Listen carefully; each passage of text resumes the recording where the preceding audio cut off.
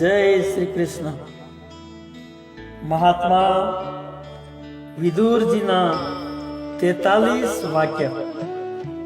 એક, જેનું ચારિત્ર સારું છે તેના માટે આખી દુનિયા એક પરિવાર છે.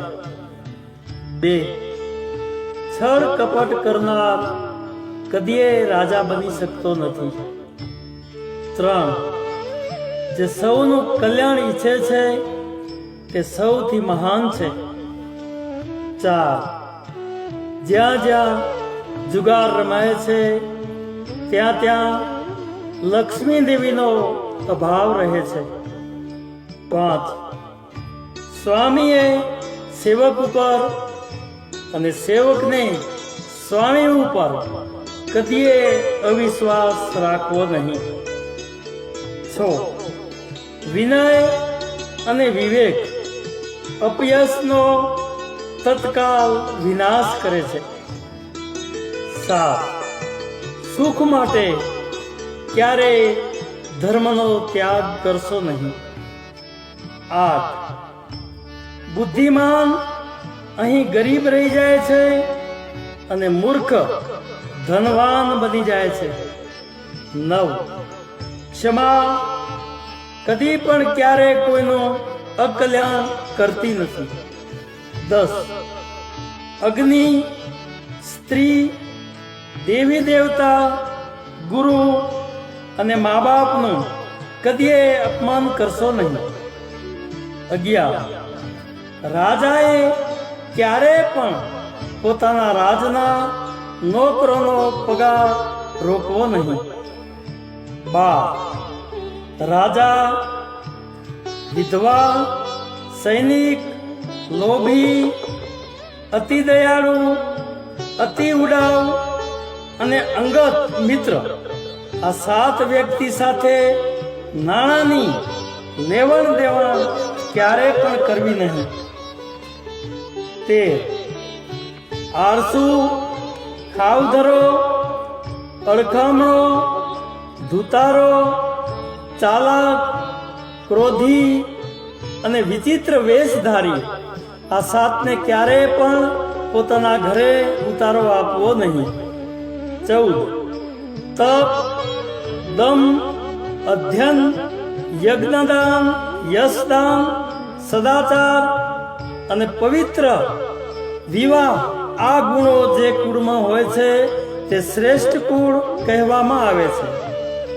15, રાજા, વિધાન, વૃદ્ધ, બાળક, રોગી, અપંગ અને મા બાપ આ 7 ઉપર ગુસ્સો કરનાર સામેથી પીડા વોરી લે છે.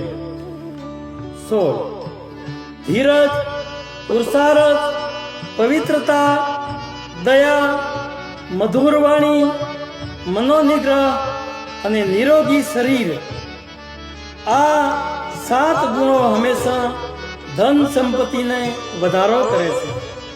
17, જે ધનવાન છે પણ ગુણવાન નથી તેની સોબત ક્યારે પણ કરવી નહીં.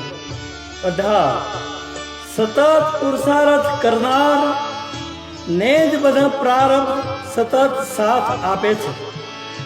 19, અહીં સીધા માણસને જ બધા હેરાન કરે છે માટે બહુ સરળ થવું નહીં.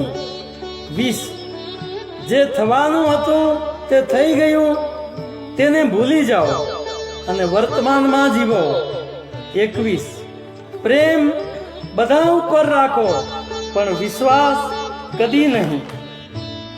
22, જે કદી પણ ક્રોધ કરતો નથી તે પુરુષ યોગી છે. 23, આમંત્રણ સિવાય ક્યારેય પણ પારકા ઘરે જવું નહીં. 24, ધર્મનું આચરણ કરી નીતિપૂર્વક કમાણી કરવી એ પણ એક પરમ સિદ્ધાંત છે. 25, ઘરની તમામ મહિલાઓની રક્ષા કરવી એ ઘરના મર્દોની ફરજ છે.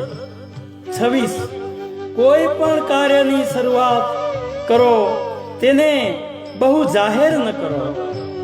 27 જે કારણ વગર ગુસ્સે થાય કે પછી કારણ વગર પ્રશ્ન થાય તેનાથી ચેતજો. 28 જે પોતાને પ્રતિકૂળ છે તેવું વર્તન બીજા પ્રત્યે કરવું નહીં.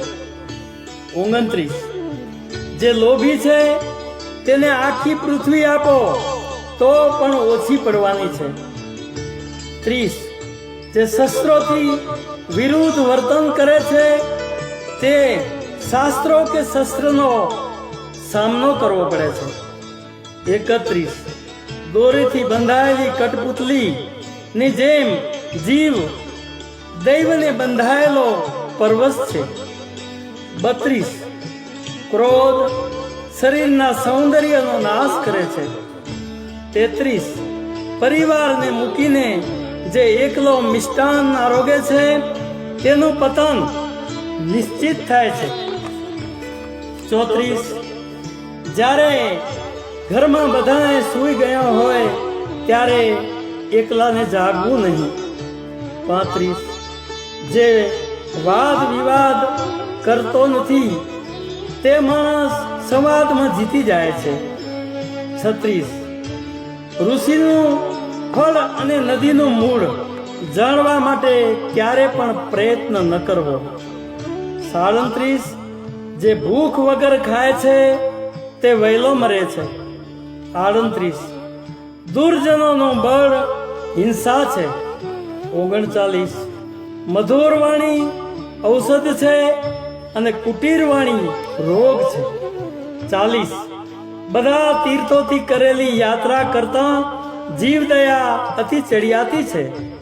41 પોતાના ઉપયોગ માટે મેળવેલ અનાજ, દહીં, મીઠું, મધ, તેલ, ઘી, તલ, કંદમૂળ, શાકભાજી, લાલ વસ્ત્રો અને ગોળ આ 11 વસ્તુ કોઈને વેચવી નહીં.